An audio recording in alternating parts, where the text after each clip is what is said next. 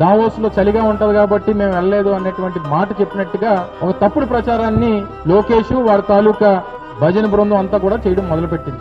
నేను దావోస్ వెళ్ళినప్పుడు అక్కడ చలిగా ఉంటది కాబట్టి మేము వెళ్ళట్లేదు అనేటువంటి మాట ఎక్కడన్నా అనున్నట్టు చూపిస్తే నేను రాజకీయాల నుంచి మానేస్తాను. సహజంగా ఈ సందర్భంలో అంటే ఈ సమయంలో దావోస్ లో -5, -10 డిగ్రీలు నడుస్తూ ఉంటుంది టెంపరేచర్. విపరీతమైన చలి ఉంటుంది. సహజంగా అందరికీ అదే ఉంటుంది కదా. ఎన్నోళ్ళు దాదాపు 2,500 నుంచి 3,000 మంది ప్రతినిధులు ఉంటారు. ఒక సందర్భంలో అయితే ఇప్పుడు మా ఫైనాన్స్ సెక్రటరీగా ఉన్నటువంటి రావత్ గారు అక్కడ ఆ స్నో ఉన్న దాంట్లో కాలు జారి కాలు కూడా ఫ్రాక్చర్ అయ్యి దాదాపు 40-45 రోజులు అక్కడ ట్రీట్మెంట్ చేయించుకున్నారు. సహజంగా చలిలో ఉంటే ఎవడో స్నానం చేస్తామా? సరే అవన్నీ చెప్తామేంటి బయటికి.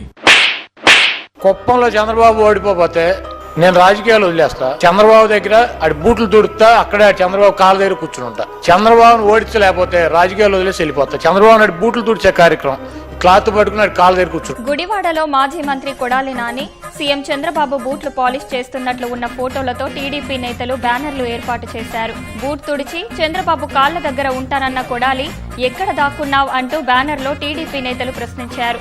ఛాలెంజ్ కు భయపడి దాక్కున్న కొడాలి నాని బయటకు రావాలని బ్యానర్లో టీడీపీ నేతలు డిమాండ్ చేశారు. పల్నాడులో గాని నేను ఓడిపోతే రాజకీయంలోంచే తప్పుకుంటా. రాజకీయంలోంచే పల్నాడి పౌరుషాల బిడ్డ గడ్డ మీద చెప్తా ఉన్నా. ఏడకు వచ్చి అదే పౌరుషంతో చెప్తా ఉన్నా. నేను నర్సరావుపేటలో ఓడిపోతే శాశ్వతంగా రాజకీయాల్లోంచి తప్పుకుంటా. నేను ఛాలెంజ్ విసిరాను కానీ ఛాలెంజ్ ఎవరు తీసుకోవాలి. ఎలా ఉంటారంటే నేను ఛాలెంజ్ విసిరినమాట వాస్తవమే. నేను ఛాలెంజ్ విసిరినప్పుడు అవతల ఛాలెంజ్ తీసుకుని రైట్ మేము కట్టుబడి ఉన్నాం ఈ ఛాలెంజ్కి అని చెప్పుకుని ఉంటే బాగుండేది. భవిష్యత్తులో తెలుగుదేశం పార్టీ అధికారంలోకి వచ్చి పరిటాల సునీతమ్మ ఎమ్మెల్యేను మంత్రి అయితే చూసినాం కానీ వాళ్ళు గెలిస్తే మీ సంఘం వరిగించుకుంటా రికార్డ్ అయింది. మళ్ళా కానీ కోపా చూసుకున్నాం గానీ ఆ అమ్మ గెలిస్తే మీసం తీసుకుంటా రికార్డ్ అవుతుంది. రికార్డ్ చేసుకో అన్నారు.